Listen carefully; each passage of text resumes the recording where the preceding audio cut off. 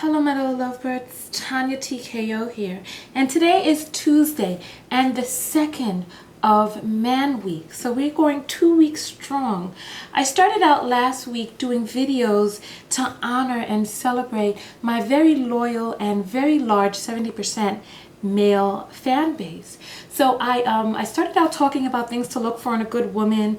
I started talking about 21 great first date ideas, and then I happened to come upon the video about 5 ways to talk about your your blank and get the best chicks.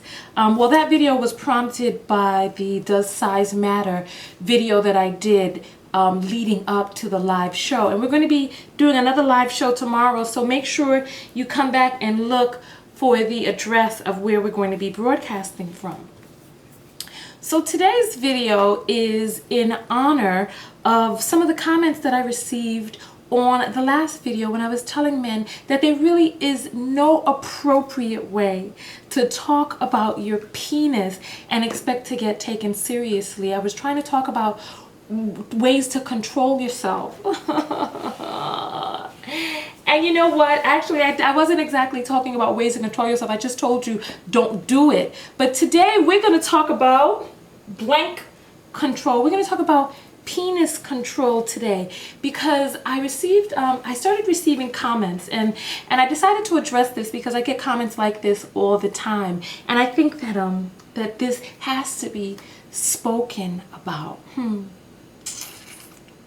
Number one, somebody wrote to me and said, well, Tonya, look at you. You're so sexy. How do you expect men not to talk about their penises? Oh, goodness. And the crazy part about it is that I've been going easy on you all, always covered up. If you notice, whenever I was doing my workout videos, my hair was looking crazy, no makeup. You know, I wasn't going for the hot look. And then I've been doing my videos recently all covered up while I'm doing my vlogs. And then I felt like, all right, yeah, I have breasts. I'm a woman, yes. So does that mean because a woman is attractive to you that you must punish her? You must punish her and pelt her with your penis talks because she has the audacity to dare look in a way that you may find pleasing or pretty or attracted to. Is that what's going on now? And I'm gonna talk in this video about different ways that you can see a woman, that you can have control. See a woman that you're attracted to and still be able to get where it is that you want to get by not acting brand new, not acting like this is the first time and the only time that you'll ever be able to see such splendor. Okay. Let's get right. Let's get into today's video because I've been going easy on you all, but you know what? Guess what? Women have breasts.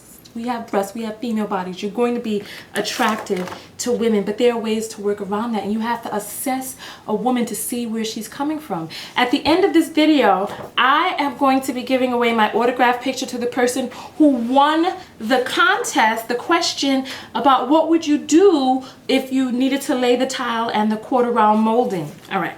So that's going to be at the end of the video, and then I'm going to be asking a new question. But for today, we're going to talk about, okay, number one, should women expect to get battered with your penis talk because you find them attractive? Is that the best way to honor a woman? Do some women like that? Do you have to keep talking to all women like that in order to find the one or two that are going to accept you? What does that do to your reputation, and what does that do to you as the way you promote yourself as an animal? We're going to talk a little bit about that. And then the outside, okay. And just like I talked to the women about a man's outer appearance, I'm going to talk to you men. And I need you to remember that the outside of a person, the outside of a woman's body has no merit. It's just a mere fraction of DNA, diet, perhaps exercise, but mostly the way a person looks has to do with the genes that they've been given. And really, what does that say about them as a person? What have they invested into the inside of themselves to make themselves a good woman? And you need to realize that anytime that you lay down with a woman, this woman has the potential of being the mother of your children. So what have you done to qualify her besides looking at her externals? You have to remember that all of this can be a trap. You don't know whether or not that woman has, if she's just blank-headed enough to just lay down with every and anybody. And even in that case, you could be the somebody that ends up fathering her children. Goodness forbid any type of accident happens. So what have you done beforehand to find out what she's done as a person? Gone are those days that you ask some of the older people, what was it that made you attracted? Or how did you and grandma get together? And grandpa says, oh, I was passing by and I saw her at the fruit stand and I knew that she was going to be my wife. Okay, well, grandpa, what did you know about her at the fruit stand besides she liked to buy oranges and maybe her skin looked nice? What did you know about her? What did you qualify about her? This is why there's so many marriages ending in divorce, because there are people who are not qualifying their mates, not looking into more than just the external before they get tied up into situations where they're not able to get out of. Back in the days, the divorce rate may have been lower because divorce had a really high stigma attached to it, and women were not able to fend for themselves outside of the marriage or after the marriage ended. But nowadays, women are working. Divorce is almost in vogue. So what is it that so now we have to make sure that we're taking greater steps to look into a person on the inside, deep inside, to see what it is that they've done as a person. So let's move on. How do you stay in control of yourself? Because if all it takes is a small waist and some pushed up fatty parts to make you lose your mind, if you always act like an animal, then how can you expect to get treated as anything more? There's so many people that say, oh, men are dogs, this, that, and the other. But if you are roaming around humping from one animal humping from one female to the next, how does that make you any better than a dog? If you say that you can't help yourself, or if you refuse to help yourself, or if you're trying to spread your seed far and wide, or if and you know what, listen, and I definitely, I don't want to make it seem like I'm blaming all men, because I'm definitely not. And I understand that evolutionarily speaking, men have tremendous urges to mate and mate non-committally. I understand that. But we have to think about ourselves and how we've evolved as people and make ourselves on a higher plane than just animals roaming around by their urges. So what can you do to stay in control so that you don't get caught up in these man traps?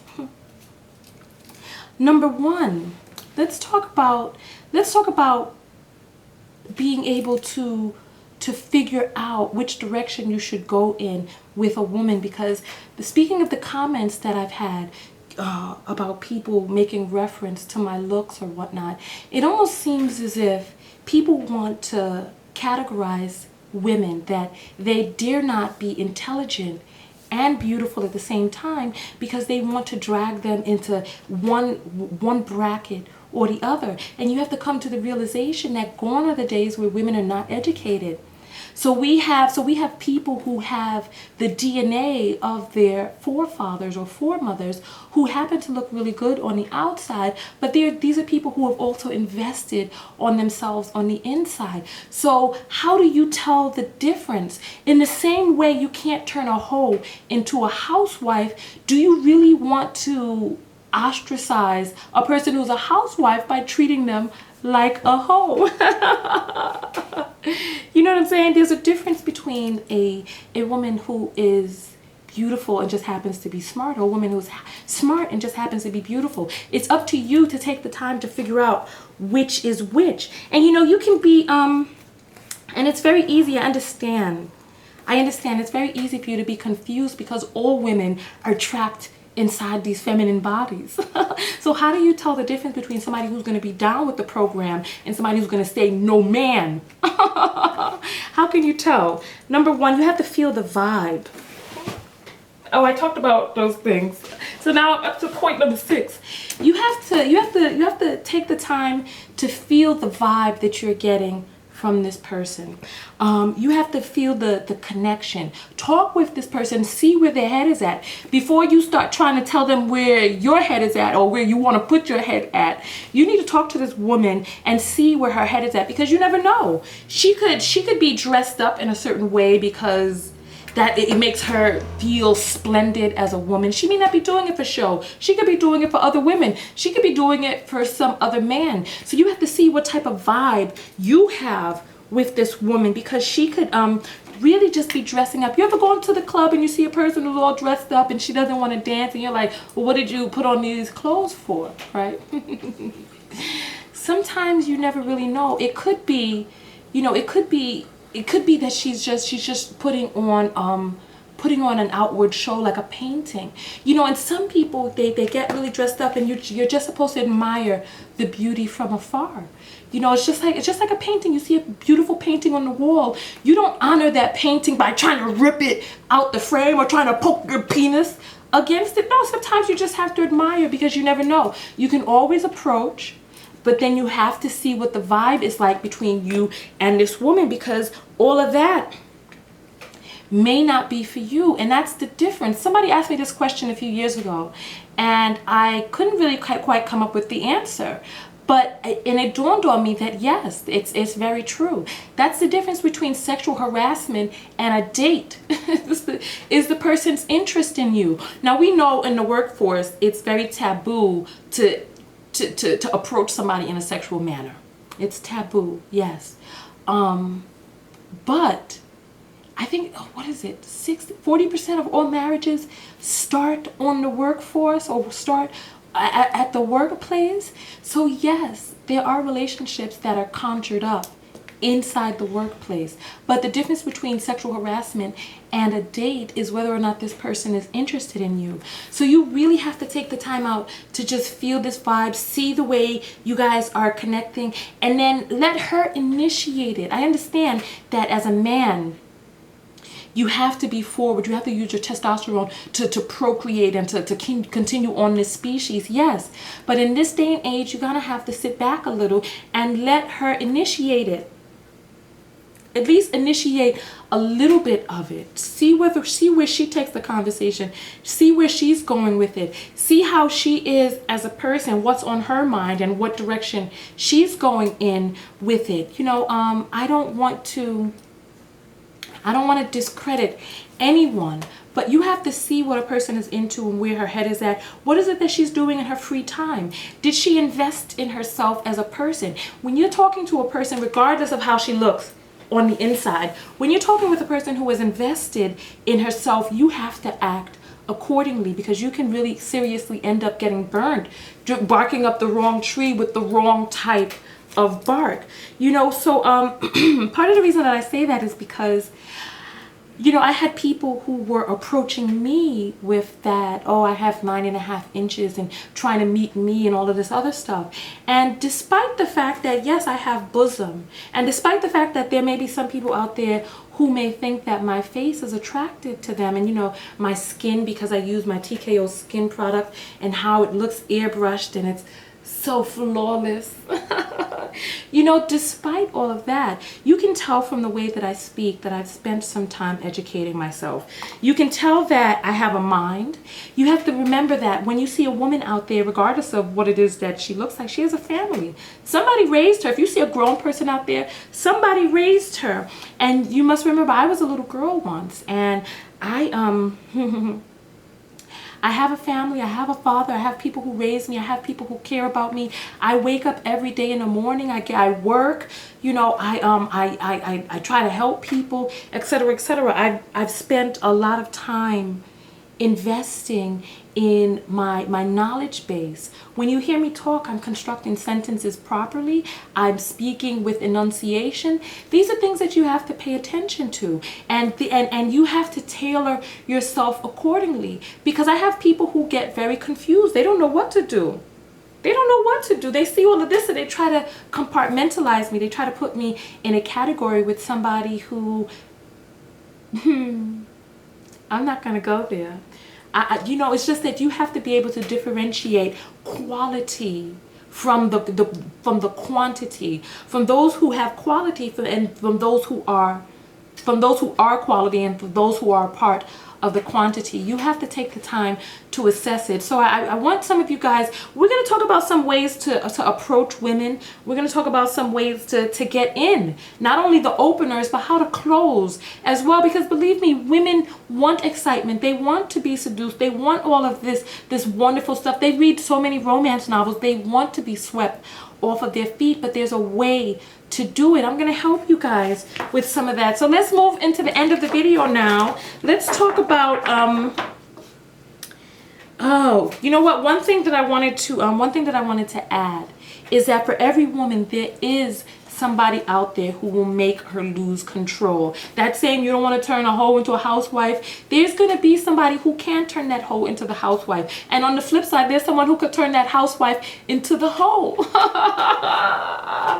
You just have to tread smartly, tread smart, and then and pick up on the vibe. See how you guys react to one another, and you can get an idea. It's when you guys start, you know, pushing that on other people that it becomes a problem. People who don't necessarily have that vibe with you.